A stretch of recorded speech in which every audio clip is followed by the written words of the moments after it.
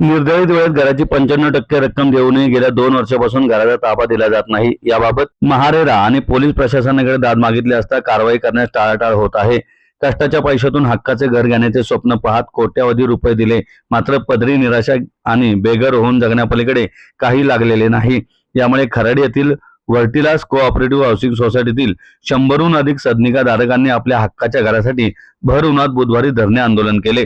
10 दिवसात आम्हाला घराचा ताबा मिळाला नाही तर आम्ही आत्मदहन करू किंवा इमारतीवरून उडी मारून जीव देऊ, असा निर्वाणीचा इशारा आंदोलकांनी यावेळी दिलाय। आमदार बापूसाहेब पठारे यांनी आंदोलनस्थळी भेट देऊन पीडितांशी संवाद साधला। तसेच खराडी पोलीस स्टेशनचे वरिष्ठ पोलीस निरीक्षक यांच्याशी दूरध्वनीवरून संवाद साधत कारवाई करण्याची मागणी केली। सदनिका धारकांनी मांडलेल्या समस्या आणि त्यांच्या अडचणी काळजीपूर्वक ऐकून घेत पठारे यांनी या प्रकरणाकडे गांभीर्याने लक्ष देण्याच्या सूचना पोलीस प्रशासनाला केल्या। इतक्या वर्षापासून नागरिकांना न्यायासाठी संघर्ष करावा लागणे हे अत्यंत गंभीर बाब आहे आणि याकडे दुर्लक्ष केलेले सहन केले जाणार नाही, असे ते म्हणाले। आपण सदनिका धारकांसोबत असून त्यांना त्यांच्या हक्काच्या घराचा ताबा मिळवून देण्यासाठी पुढाकार घेणार असल्याचे सांगत त्यांनी आंदोलनकर्त्यांना धीर दिला। बोललोय, सगळं शासनावर बोललोय, तुम्ही करत नाही, मग याचा अर्थ तुम्ही म्हणजे मी त्याच्यात म्हणलं की रेरा मॅनेज झाले असं। आता मग मी तुम्हाला पर्सनल बोलतो की मग तुम्ही मॅनेज झाले का त्या बिल्डरला बोलवा, कारवाई करा आणि त्याचे मॅनेजर फिनेजर सगळे ठेवा आतमध्ये, फॉरेन्सिक ऑडिट करा।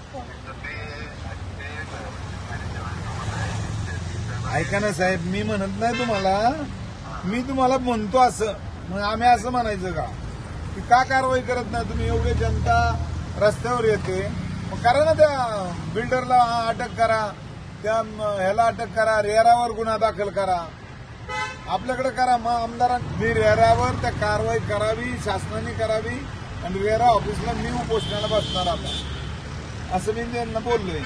पण तुम्ही माझं वैयक्तिक म्हणणं आहे, तुम्ही त्यांच्यावर कारवाई केलीच पाहिजे।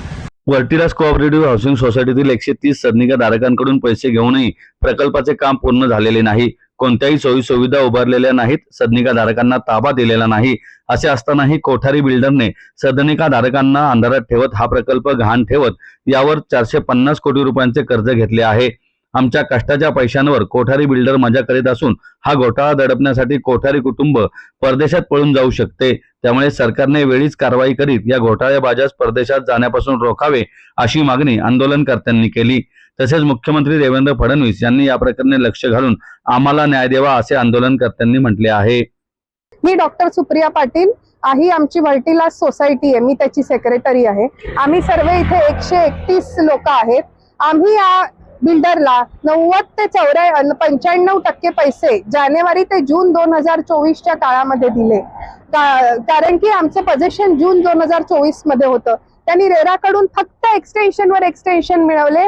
आज 2 वर्ष होतील, आम्ही त्याला 90 ते 95% पैसे दिले आहे, पण काम फक्त 60% झालं आहे। तुम्ही प्रोजेक्टचा फोटो घेऊन जाऊ शकता। यासाठी आम्ही वारंवार पोलीस सीपी ऑफिस मध्ये कंप्लेंट दिलेले आहेत, पण 25 ते 30 वेळा सुद्धा पोलिसांकडे जाऊन त्यांनी आजपर्यंत आमची FIR रजिस्टर करून घेतली नाही। आम्ही महारेरामध्ये पण खूप अत्यंत जास्ती वेळा त्यांना खूप सारे मेल केले आहेत, त्यांना भेटलो आहे, पण महारेरानी सुद्धा आम्हाला कुठलाही न्याय मिळवून दिलेला नाही। आम्हाला अजून एक गोष्ट हायलाइट करायची होती या प्रोजेक्टमध्ये, की या बिल्डरनी असा फसवेगिरीपणा केलाय की त्यांनी पोलीस आणि महारेराला हा जो सांगाडा उभा केलाय ना, त्यांनी एक नुसते मजले चढवून ठेवले, याचे फोटो तो पाठवतो एव्हिडन्स म्हणून। पण जर तुम्ही आतमध्ये व्हिजिट कराल तर त्यातला एकही फ्लॅट हा राहण्यासारखा नाहीये आणि एकही फ्लॅट 100% पूर्ण नाहीये, कारण की तिथे ना लिफ्ट आहे, ना पाणी आहे, ना वीज आहे, ना STP आहे, तिथे राहण्यासारखं काहीही नाही। त्याच्यामुळे हा केवळ एक फार्स, एक आभास निर्माण करतोय हा बिल्डर सगळ्या प्रशासनासमोर। हे जे तुम्ही बघताय ना, हे पोस्टर, हा तर केवळ दिखावा आहे। हे तर आम्हाला अपेक्षित नाही की हे तो आम्हाला कधी देईल का नाही देणार, कारण की त्यांनी आम्हाला मूलभूत सुविधाच नाही दिल्या। तर अम्युनिटीज तर आम्हाला ते तर देवालाच माहिती की ते आम्हाला मिळेल की नाही। माझी या सगळ्यांकडून डिमांड आहे प्रशासनाला, या सरकारला, ज्यांच्यासाठी आम्ही टॅक्स भरतो, हप्ते भरतो, की जर 10 दिवसाच्या आत जर पोलिसनी याच्यावर FIR केली नाही आणि महारेराने याच्यावर कार्यवाही केली नाही तर 10 दिवसांनी आमच्यापैकी कोणी स्वतःला पेटवून तरी घेऊ, नाहीतर इथून उड्या तरी टाकू. आणि आमच्या मृत्यूची सर्वस्वी जबाबदारी ही हा बिल्डर अरमान कोठारी, सीएम देवेंद्र फडणवीस आणि हे संपूर्ण पोलीस प्रशासन हे राहते. हा जो फ्लॅट आहे तो माझ्या सासऱ्यांनी आणि माझ्या मिस्टरांनी प्रफुल्ल पाडळकर आणि दत्तात्रय पाडळकर ह्यांनी बुक केला होता 2023 आय गेस. आणि त्याच्यानंतर हा बिल्डर जो आहे फालतू बिल्डर हा म्हणाला होता की मी तुम्हाला जून मध्ये याचं पोझिशन देईन. इट वॉज जस्ट 6 महिन्यांचा फरक होता. तर आम्हाला वाटलं बिल्डिंग रेडी आहे, सगळं रेडी आहे, तर पोझिशन आपल्याला जून मध्ये मिळून जाईल. पण जून नंतर तो म्हणाला की मी ऑक्टोबर मध्ये देईल. ऑक्टोबरचं त्यांनी परत नेक्स्ट जून केलं. परत तो नुसतं फिरवतोय. त्यांनी आमच्याकडनं सगळे पैसे घेऊन टाकले. लिटरली काही फ्लॅट धारकांनी तर 95% पेमेंट केलेलं आहे, तरी हा माणूस काम नाही करत. इथे पोलीस प्रशासन काम नाही करत, ना खराडी पोलीस स्टेशन ना पुणे पोलीस स्टेशन. सगळ्या इव्हन रेरा हा बिल्डरांसाठीच बनलेला आहे, हा आपल्यासारख्या सामान्य नागरिकांसाठी बनलेला नाहीये. सगळे लोक फक्त त्याची हाजी करतात. तो मस्त आमच्या पैशांवर फॉरेन ट्रिप्स करतो, तो फिरायला जातो, आज इकडे गेलाय उद्या तिकडे गेलाय. त्यांनी आम्हाला सगळ्यांना ब्लॉक केलेलं आहे. नावाला ही बिल्डिंग उभे, आम्ही आमच्या कष्टांचे पैसे ह्याच्यात इन्व्हेस्ट केले. तुम्ही तिकडे बघू शकता कितीतरी लोक 60+ एज आहेत. माझ्या सासऱ्यांनी सगळी त्यांची रिटायरमेंटचा पैसा ह्या घरामध्ये लावलेला आहे. का तर रिटायरमेंट नंतर आपल्याला एक सेटल पुण्यात लाईफ मिळावं म्हणून. पण ह्याच्यात पुण्या प्रशासनही आमची मदत करत नाही, ना CP ना DCP. सगळे फक्त त्या अरमान कोठारीचे कठपुतली आहेत. तो ह्या लोकांना नाचवतो, हे लोक नाचतात. सगळ्यांनी ह्याच्याकडनं पैसे घेतलेत. प्रत्येक लोक आपापलं घर भरतात.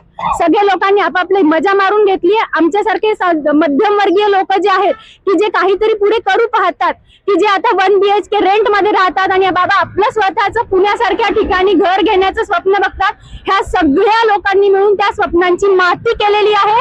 आणि ह्या सगळ्या लोकांना कुठे ना कुठेतरी भरावं लागणार आहे. माझी हीच विनंती आहे, रेरा म्हणा, DCP, CP, Kharadi police station, फक्त आमच्या जीवाचा तमाशा बघू नका.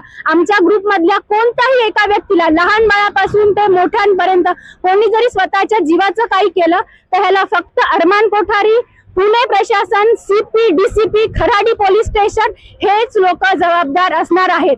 मला जरी माझ्या जीवाला जरी काही झालं तर मी सगळ्यांचे नाव लिहून जाणार आहे. मी नाही तर नाही, माझा नवरा, माझा सासरा, माझी पोरगी तुमच्या सगळ्यांशी लढणार आहे. हे तुम्ही सगळ्यांनी लक्षात ठेवा.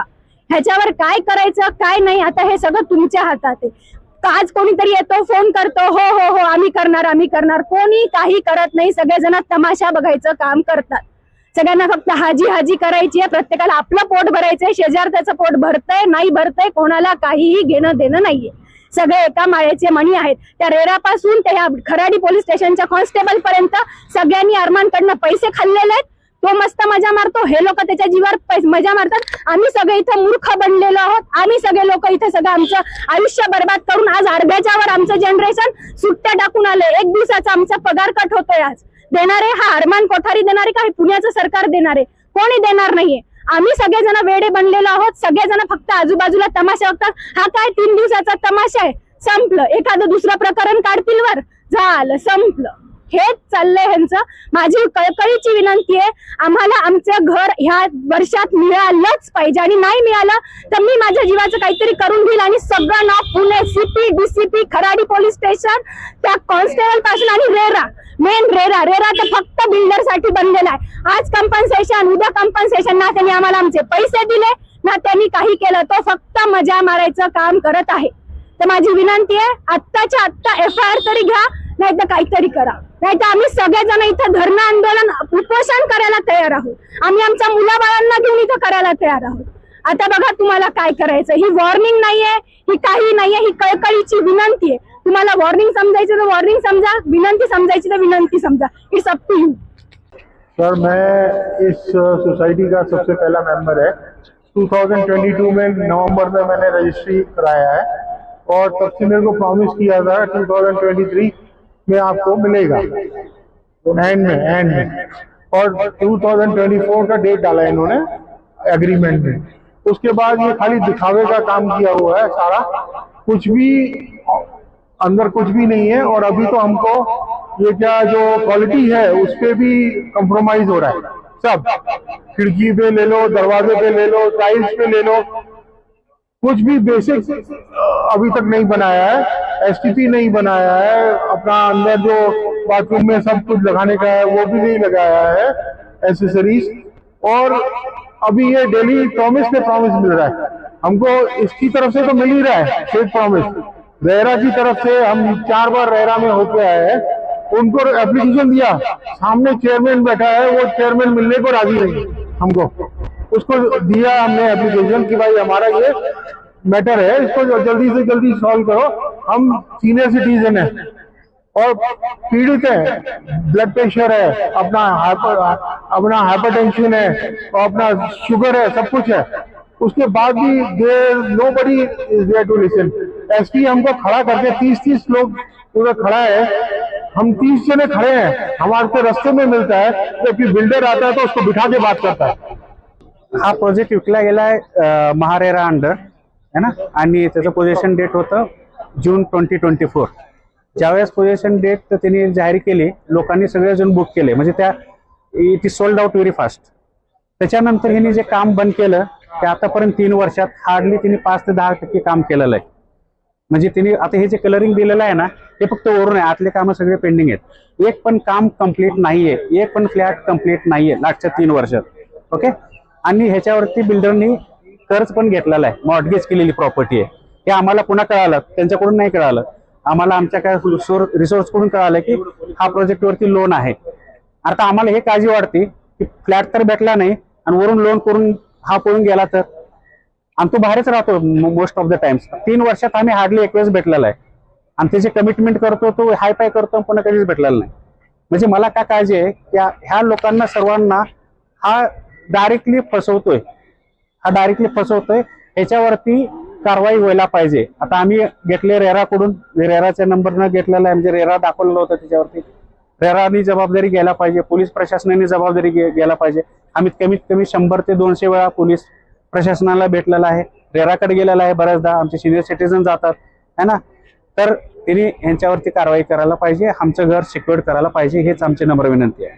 3 वर्षापूर्वी जेव्हा फ्लॅट बुक केला तेव्हा फ्लॅटचं सगळं जवळजवळ काम झालेलं होतं, सगळे स्लॅब पडलेले होते। आता फक्त तिथलं जेवढं आज काम राहिलं तेवढंच काम राहिलं होतं, फक्त त्यांनी फरशी केल्या असतील मध्ये थोड्या, काय त्यांनी दरवाजे खिडक्या वगैरे काय ते ओटा केला असेल गॅसचा, फक्त एवढंच काम त्यांनी या 3 वर्षात केलं। आणि आमच्याकडून 95% पैसे घेतले, आमच्याकडून सगळे पैसे घेतले आणि आता तो बिल्डर झाला काम म्हण, कारण त्याला त्याचं सगळं मिळालं ना, राहिलं आमचं। त्याच्यामुळे आमच्या घरी आज सासूनामध्ये भांडणे होतात, आमच्या घरी रोज कार्यक्रम भांडण्याचा असतो माहितीये का, आणि त्याला कारण फक्त अरमान कोठारी।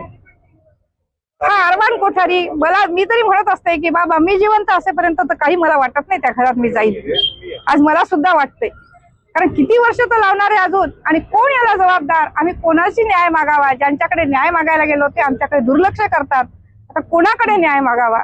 मला इथल्या सगळ्या लोकांनी सांगावं, सीपीच्या तर कोणत्या ऑफिसच्या लोकांनी सुद्धा सांगावं की बाबा एक माणूस आहे त्यांना भेटा, काय माहित या सरकारमध्ये कुठं न्याय भेटल की नाही, मला तरी काही माहित नाही बाबा, आणि काय घर भेटल आणि काय नाही, काहीच त्या माणसावर कशी कारवाई करू शकत नाही तुम्ही।